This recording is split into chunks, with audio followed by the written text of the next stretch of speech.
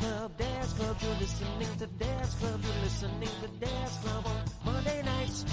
Dad's Club, welcome to Dad's Club, you're listening to Dad's Club on Monday nights.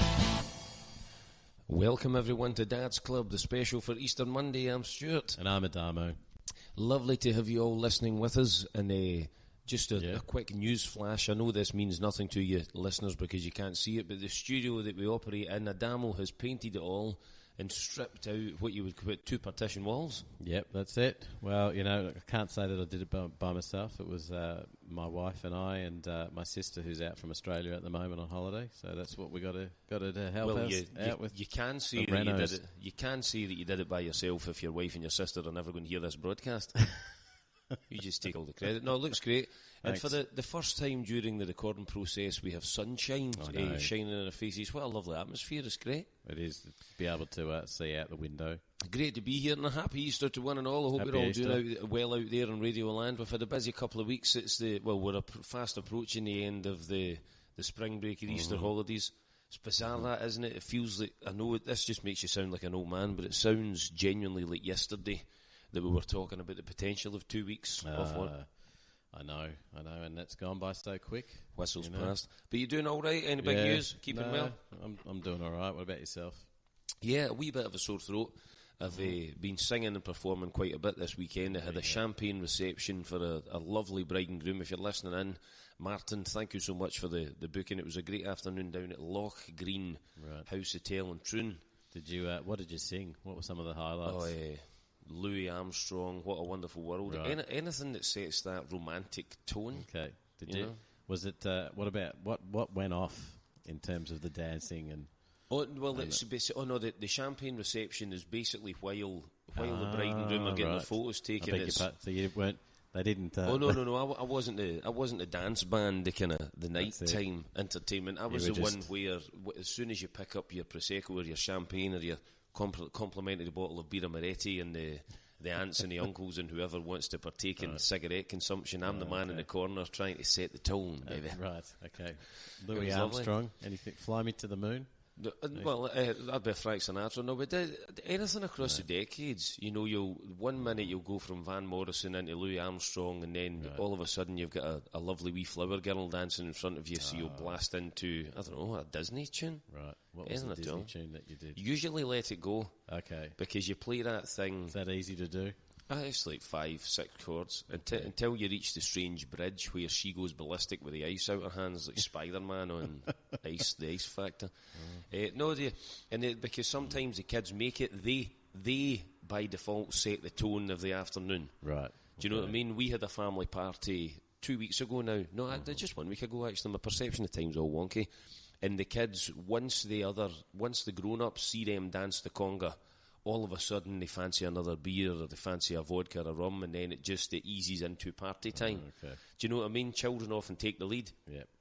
Yeah. Or, it's funny that this is maybe quite controversial, but what I find is nowadays the smokers set the tone. But now bear with me, especially with something if it's an event outdoors. Okay. Who are the first people to head for the doors? Smokers. The smokers, right? Oh, no. And on the whole, it has to be said, smokers enjoy chatting with randoms that they've met outside. It's this kind of unification of, well, they're sending us outside, let's all embrace. Really? I think we need to reclaim those spaces. As a non-smoker, we need to. But, come on. Where else can they go? I don't care, mate. I don't care. Do you know, it's already taboo. It is. It is, and well, it should be. Don't listen to him, smokers. I sympathise. Just slowly kill yourself. All right. That's harsh. That's harsh. That's it. That's where our NHS money's going to. But talking about setting the tone, right? I played one of my favourite venues. It was on Friday night. I'm just sorry. I'm looking at my timer here. Yeah. I haven't. We're doing all right. We're doing all right. Right. You keep me posted. Okay. Just to explain why we're doing that, the processing system only really likes 10 minutes of chat, at which you're probably thinking, thank goodness for that, before we get music.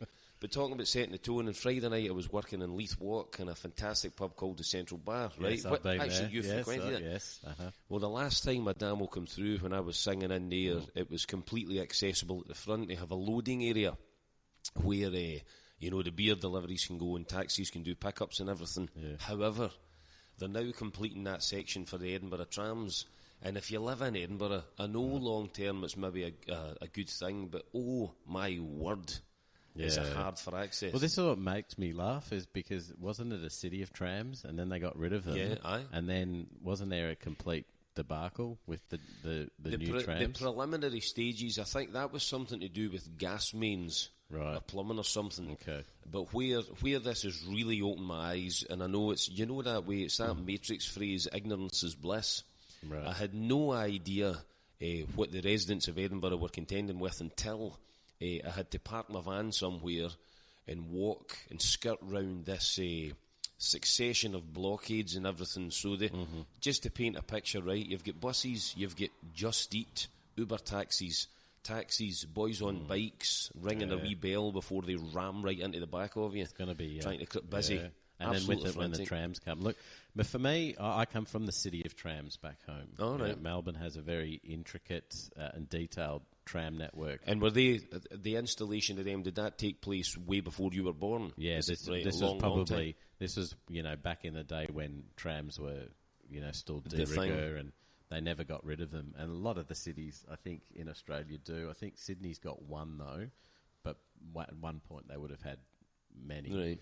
But ours never did. So I'm very au fait with trams. But I'm surprised, apparently, that Edinburgh, I thought they were just going to do that one massive tram line in the end and just give up. Well, after the whole thing. I think the thing is with Leith Walk, it's the classic thing. It's that, to coin that old phrase, you can't make an omelette without cracking some eggs. Right, okay. So that once it's completed, and the locals were saying that. I was talking to a lovely gentleman, can't remember his name, but the last time I was performing there, I drove him home, and with a good blether, been in Edinburgh for years and years and years, and he said, obviously we're completely scunnered with it, but the next generation, this is the thing, you're trying to think forward like 20, 25 years, sure, when I'm potentially dead and gone, and I'm not carrying two guitars and two speakers across Leith Walk. But it was great fun. Maybe your grandson, when he takes up the mantle, he'll get on the tram. So this is the thing, I should have taken a picture.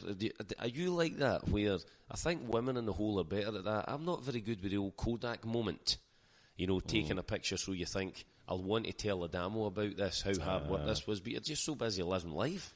Yeah. You know what I mean? I think, I think sometimes it's not really a main focus. No, what I mean is that the first thing you and I would think about is not documenting what you've done. It's just doing it. Yeah. So maybe that's just me. Call me old school. But it's been busy couple of weeks. Oh, no. And how we fix our time? We're doing all right. We'll take a break. We'll go to a song. And then come back. We'll bring in a tune. We'll play a song just now, and then we're going to come back with Dad's Dilemma. And I'll get my wee 10-minute timer just to organise my thoughts and my train of thought better here. But we will talk to you very soon for Dad's Dilemma after this track. Thanks, guys. See you then. And that was Zebra by John Butler Trio, a band from back home. Oh, I remember them. Yeah, so saw them at the O2 Academy, actually, a number of years ago. Right. Yeah, they were pretty good. They were really good, I have to say, but it wasn't the original. So it's the main guy, obviously, John Butler, playing the guitar and doing the singing, but the drummer and the bass player had changed. So for a number of years they were very popular. Remember that magazine was still a publication, Uncut? No, I don't. Uncut. Like a music. Music. But the journalists in that loved the John Butler Trio. This is as far back, maybe it's 10, 15 years ago. But all their tracks were usually featured in a monthly CD as Music of the Month. Yeah. So thanks for the song choice, Adamo. That's all right. Leading us nicely into. Please send us your dad's dilemmas. Please share them with us. We may not be able to solve them, but surely we can have some fun. Now that's definitely not the John Butler Trio. No way. They wish. They were. I wonder what Dad's Dilemma they would have. Anyway, Dad's Dilemma. I thought of this one this month because of your current circumstances with the DIY. Right. At what age and stage do you allow children to help with jobs involving sharp implements? I don't know. I mean, we had like little jobs. To be fair, my daughter is coming up for 10 soon, and she did help with some of the painting duties. So that was good. Nice, good for her. You know, but yeah, like the demolition was down to my wife and I, really. So I'm not sure I wanted to. Because I mentioned that, I think I mentioned that before. My son has he's primary 2, but the scouts have been great. It's now, because I do so many wee odd jobs round about the house. Callum had already used a hammer and nails, so when we went to the scouts, it was great. The Beavers leader was saying, he was really good with it, and I'm secretly that way, like proud dad moment, because he's already at hammer and nail. But there are certain things I find a lot of humour in these things. Right, it's a case of like. I mean, I'm asking the question about using sharp implements, but all of a sudden, come Halloween, you see kids that are like knee height waving about sparklers. They could set fire to their clothes. You know, in terms of what I mean is, from a societal point of view, the old health and safety thing and about the fears of doing things. For example, the classic, right? You go down any street in Scotland, you'll still see kids riding their bike without a helmet. Yeah, well, it's not mandatory here, is it? It's not law. Right. It's not law. Right. So, you go see every day's a school day. You know, so back home it is. It's by law, and if you don't have one, you get charged with. And remember when we were talking about magpies back home attacking? You need a helmet. So when you're riding your bike, a spiked helmet, and one's with eyes, because that's what they do if they can scare them away. Yeah. But I think that's the thing, isn't it? And then, I mean, it's all about trust, isn't it?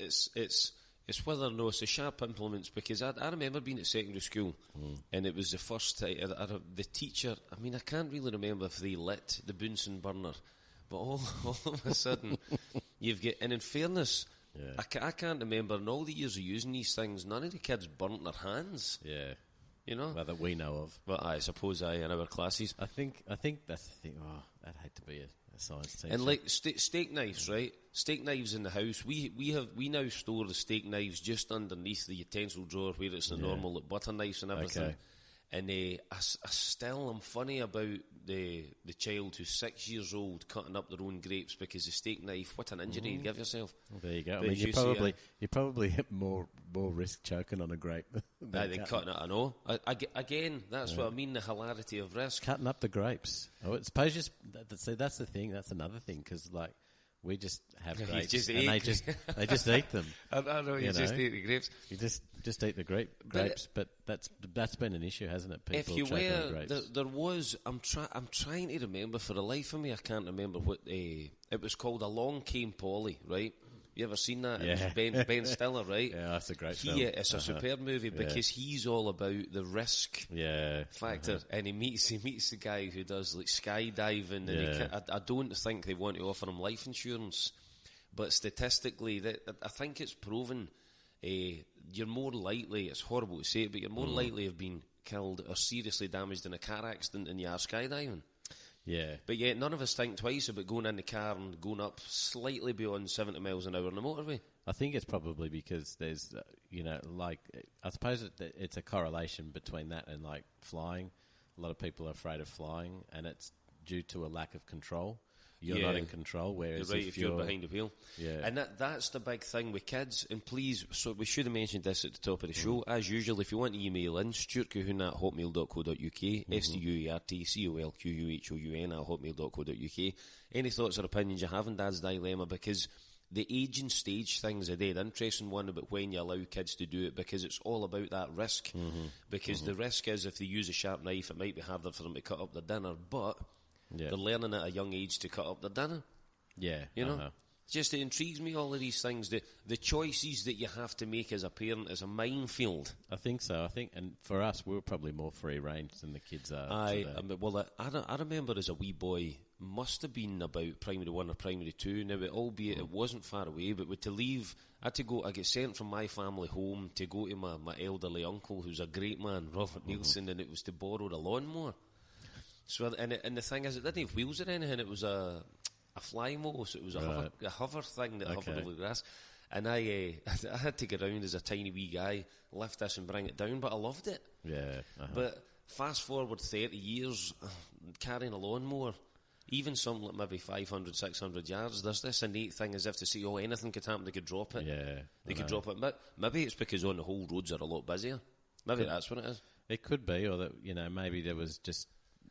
that sort of awareness wasn't wasn't the same. No, it wasn't a big a deal. So I was playing in building sites and stuff like that, because where I grew up, it was like a new housing estate.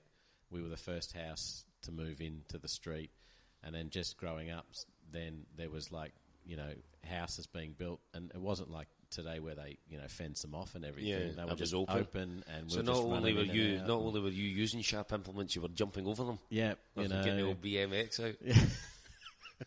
see how many broken glass bottles you can jump over. Jumping off roofs, But it's a funny thing, and that's what I mean. And I suppose during the school holidays, all of these things come to the fore, because in fairness to the teachers, you've got to love the teachers. They look after the kids between 9 and 3, whereas all of a sudden we're giving the kids a lunch and you're spending all day with them. And it's funny, in terms of stages of development, bear with me to explain this, right?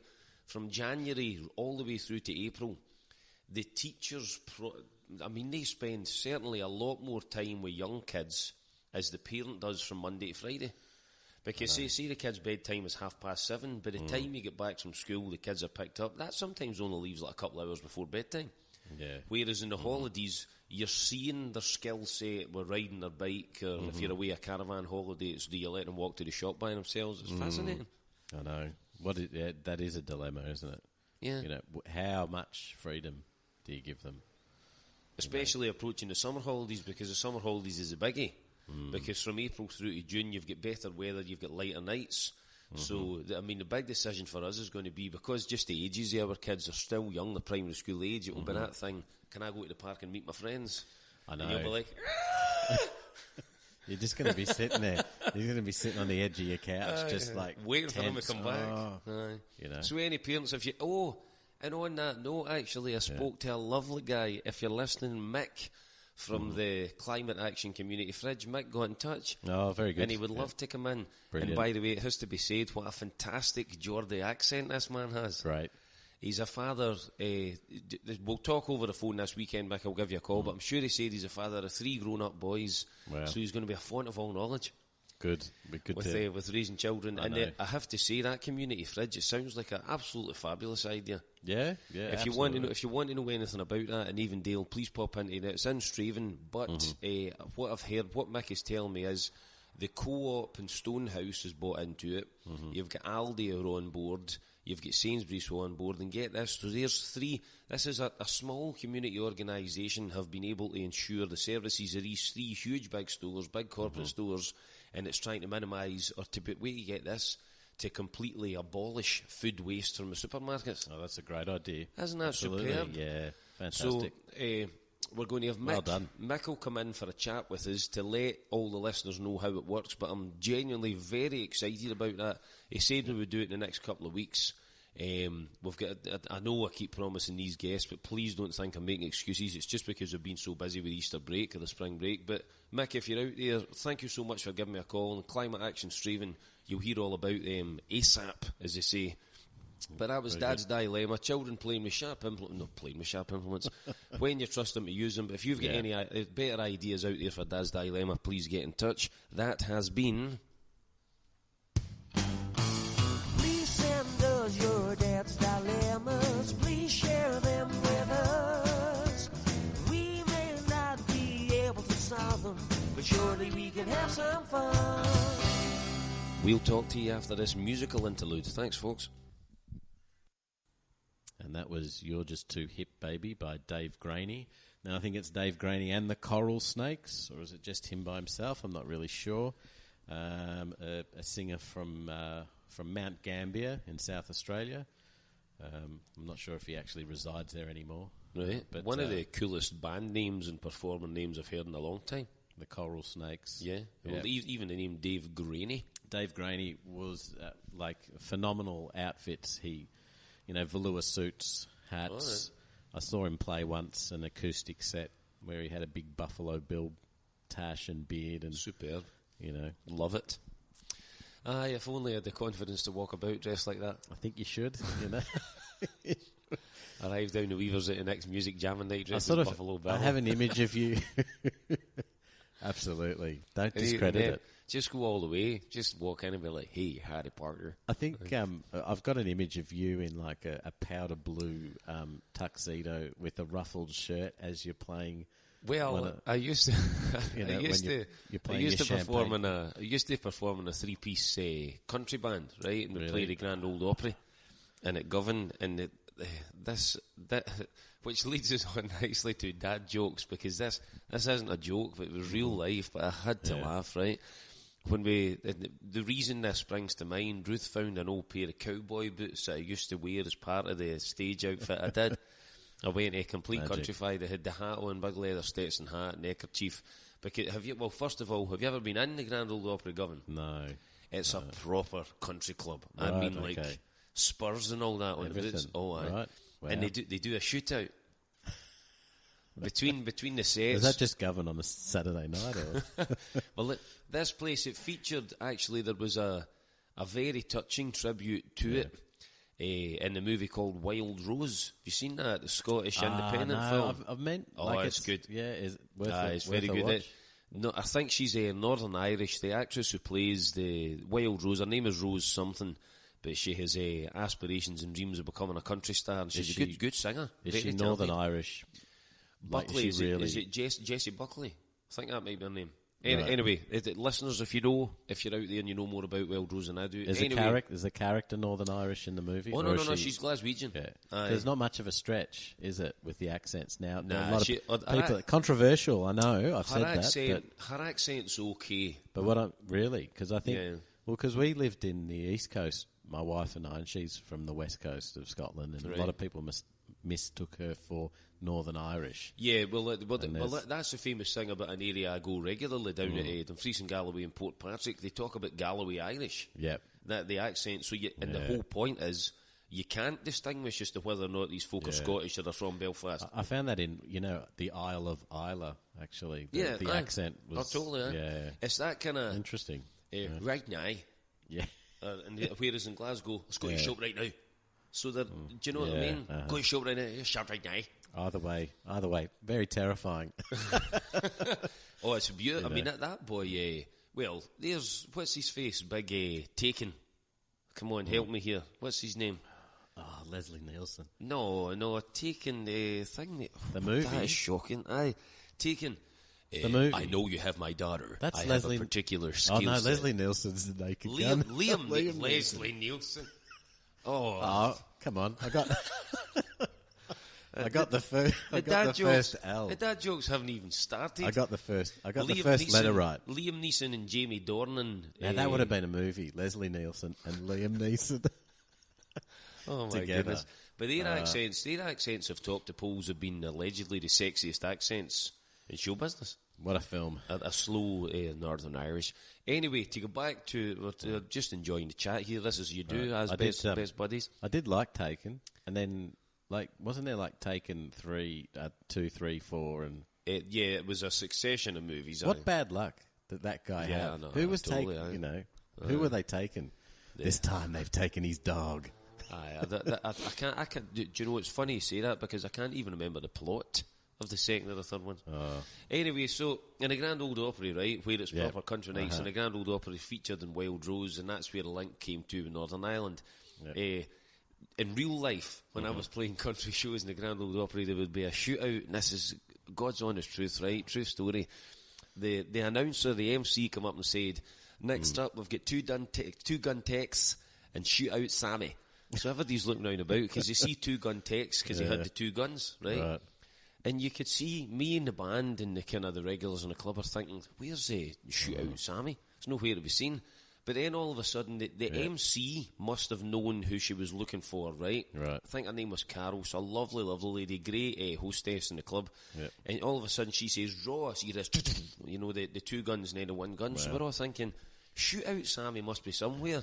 But in fairness to the boy, it was a guy who was in a wheelchair and wheeled himself out of the crowd. Yeah. But it was...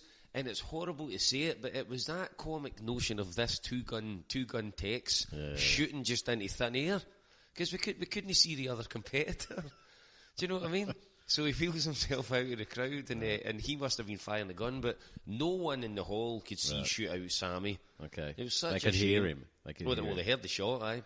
I'm just wondering, like, was it like I'm getting this image of like the Blues Brothers scene? It's exactly have like chicken that. wire? No. By the way, it's an incredibly well-behaved venue. Rawhide. We didn't play Rawhide, but stand by your man. We did play that. Brilliant. But that's the thing about it. Do you know what a lovely controlled environment, because it's a private members club. And you have to pay to get in. So I know if you're going to shoot guns, make sure it's a controlled environment. I have to say, by the way, I'm not knocking it, and I have to say, don't knock it till you've tried it, because it was cheap drink.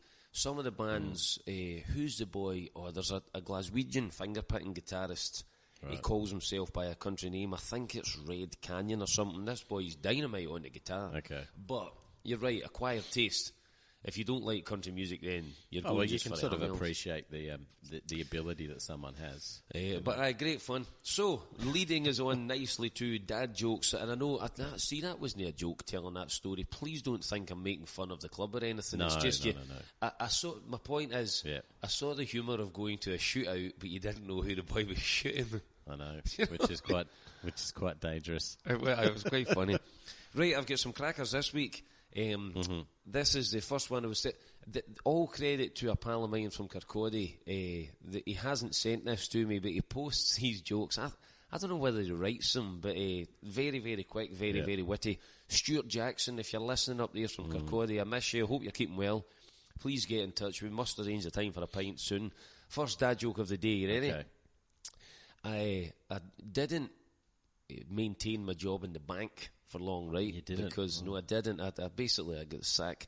Because the first day I was working in the bank, a wee old lady came in and asked me to check her balance. Yep. So I pushed her over.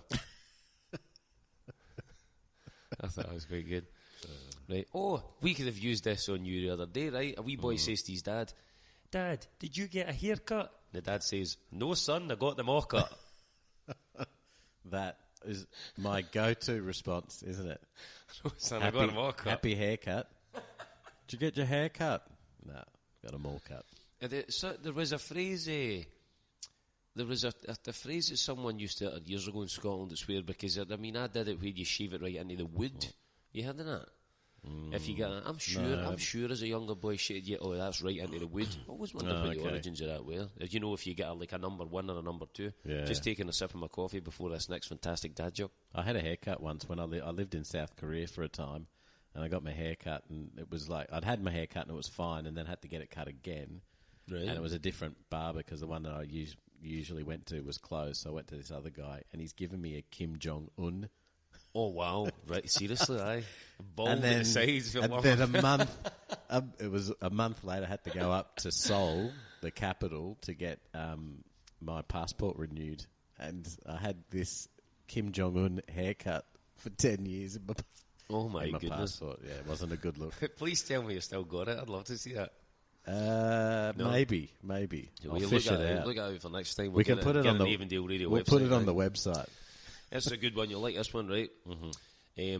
Remember that chiropractor joke I told you? No. It was about a week back. And that was that's from Kevin in Bradford, who's listening. Thanks very much. Just Kev. Big Kev. About in Bradford. a week back. Again, our favourite, a play on words, week back. Yep. Week back. Duration of time and a week back. Which, there's a whole other conversation to be had there about spelling there, isn't there? EA or double E. Why bother? Just make it all double E. Yeah. Sorry, that's possibly very controversial. The writers out there. I know. But it is, it sounds the same, spell it the same way. We're talking about rants. I've talked about my Kim Jong-un haircut. All right. Yeah. But what I really hate is when you're listening to news reports and they're talking about North Korea and they do the yong. It's not yong when they go Kim Jong-un. Really? It's jong. It's jong. It's not yong. You say the J. Yeah, it's not Spanish. So is that where you have your dad moment and you shout at the radio? Yeah, okay. Shout It's at the jong. It's Kim Jong. Learn to pronounce it. That's right. But I know it's do your homework. It's that classic thing. Margaret Thatcher in the 80s apparently said she was visiting Falkirk. There's no such place as Falkirk. I know, well, if you're going to go on national TV, it's different for us if we mispronounce something like apricot. I was, I got in trouble because I was talking about Glassford and at my father-in-law's last night, and he said, "Isn't it Glessed?" That's it. That's the locals. Glessed. Glessed. But you'd have no. I'd no way. No, I know now. But my sister's out, and she was like, "Oh, have you ever been to Kilmarnock? What's that like?" Is that what she said? Yeah, and I went, yeah, we're only 40 miles from Kilmarnock. That's a shame. And I said, but I'm going to petition for it to be renamed as Kilmarnock. It's fun to say, yeah. We'll squeeze in 2 more dad jokes. Okay. Right, I like this one.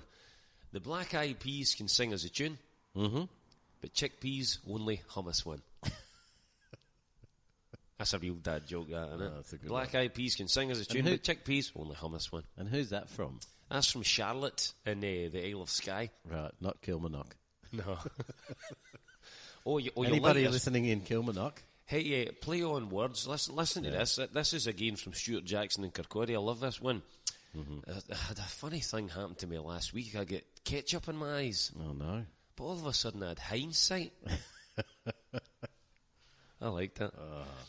Right, sorry we don't have any introduction or outro music from Dad We've been jokes. promising it for weeks. I know. We'll get on to it. It's so bad. Is that another dad thing where you promise you'll do something but it just doesn't get done? Sure, like painting my bedroom. That's been the past 3 years. I will get there.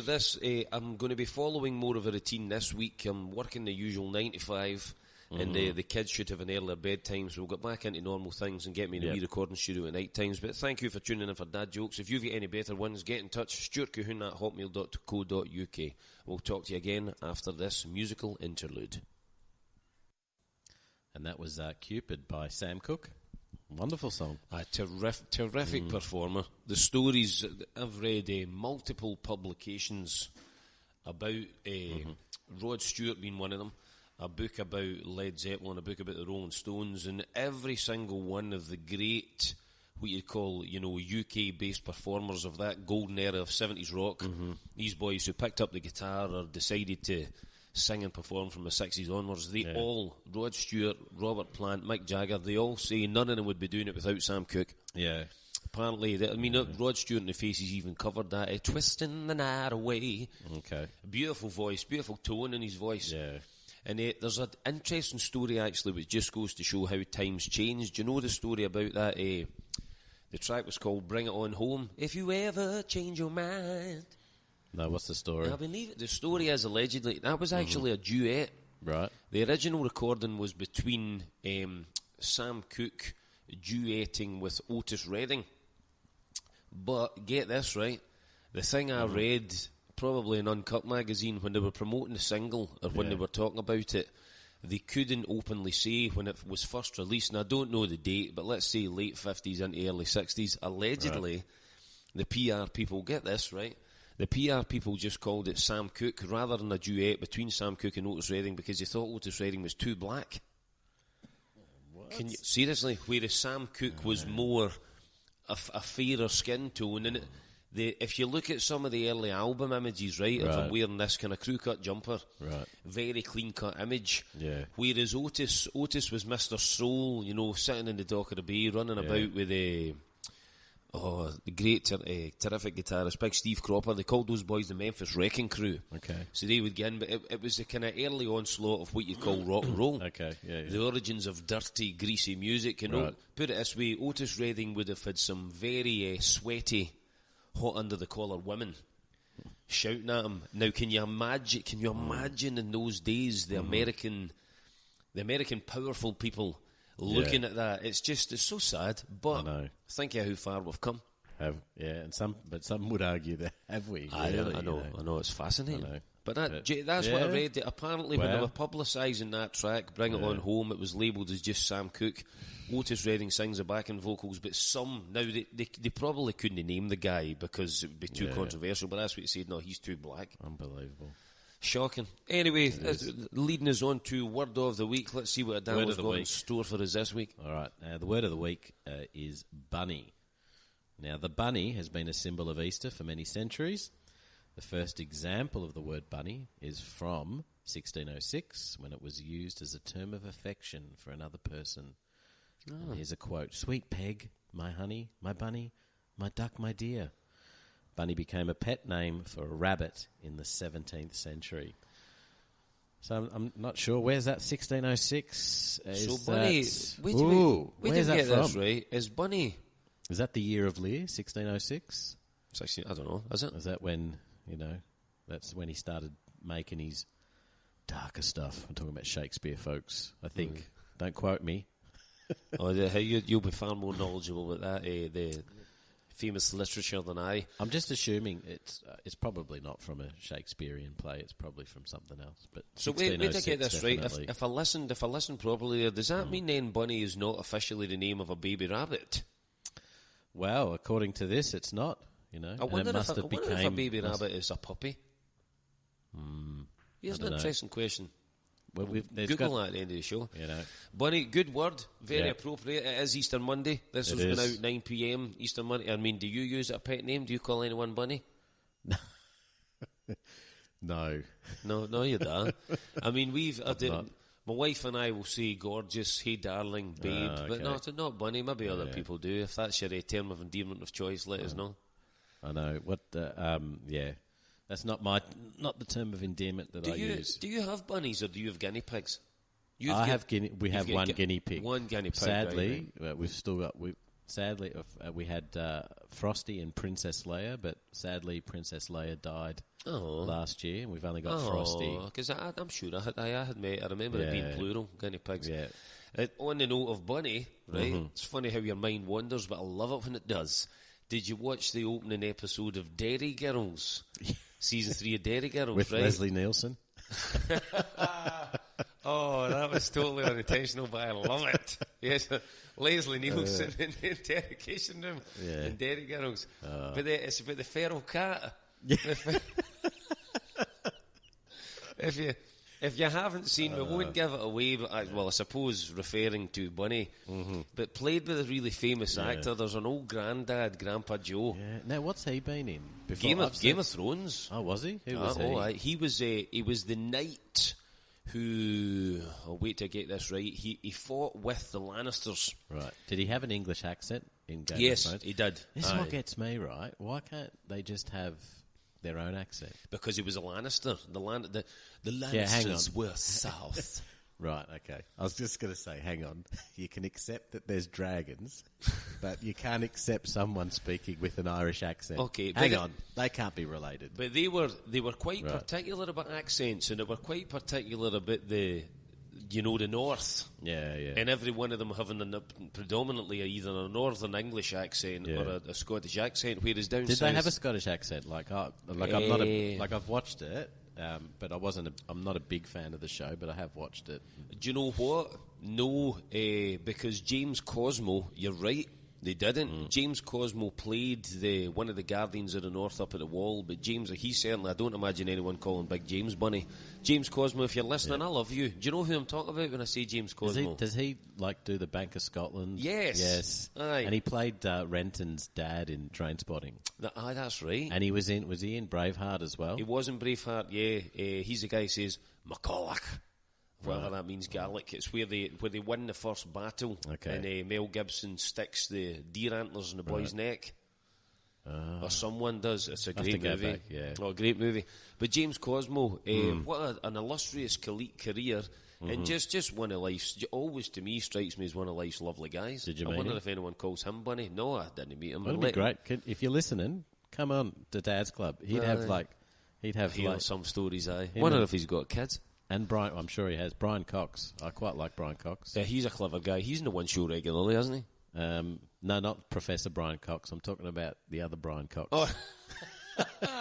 Another Scot. Look, equally, Professor Brian Cox. Yes, you're right. He is a very clever guy and fascinating. Worth watching maybe his someone at Climate Action Straven will have a contact for us. I'm talking about Brian Cox, who's from Dundee, I think, and he's been in loads of stuff. He's in Succession, which Funnily enough, I don't think he wasn't, but Brian Cox wasn't in Braveheart, but he was in Rob Roy. No, he was. Was he? I'm pretty sure, well, I don't know, but maybe not. Well, because I thought Liam Neeson was called Leslie Nielsen, so who knows? You're not having the best of luck. I'm sure he's the uncle who speaks, he's at the fire. Oh, he goes, is. You're right. You don't speak Latin or you don't speak French, we're going to have to remedy that. I'm sure that's Great movie.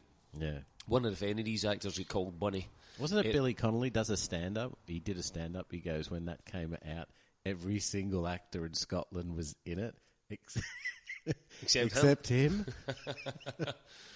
I mean, it certainly was. It was a breeding ground for talent when you think about some of the faces that you saw in Braveheart, and then you saw them elsewhere. Mad Mel, some great actors. Mad Mel, yeah. It's funny how careers take a bit of a turn, bit of a twist, isn't it? I think, well, because his dad is some sort of like crazy evangelical type who bought swathes of property in Australia and moved the family to Australia, and then is that right? Yeah, so he's American, Mel, but grew up in Australia, I think, and then funnily enough, isn't that weird with all of these connections coming out today? In the first episode of Dairy Girls in season 3, it's set in 1996, and they pick up a VHS of Braveheart. Ah, yes. How weird is that? I know. Again, totally unintentional. We're getting some comedy gold, not comedy gold, but broadcasting gold this morning. But if you haven't checked out Dairy Girls, there's a very, very funny scene about a bunny. And now, not as soon as the words are out my mouth, I'm worried that the RSPCA will be complaining about Dad's Club. Or the SSPCA. SSPCA, one or t'other. Society. But you got a royal one as well. We do, yes. But I'm just, trying to keep it local. I'm trying to think if we've got any. Already 2 weeks ago, I told a joke about the bunny with a wee boy who already had one in the house. Aren't pet bunnies normally called Stuart? Stuart the pet bunny. Yeah, think about it. Pet bunnies. So a friend of mine had a pet rabbit called Stuart. Think. What do they like to eat in France? Northern Italy. And now you've lost me. Stuart. Oh, I get you. On that note, let's give him a song. We'll talk to you after this record. Thanks, guys.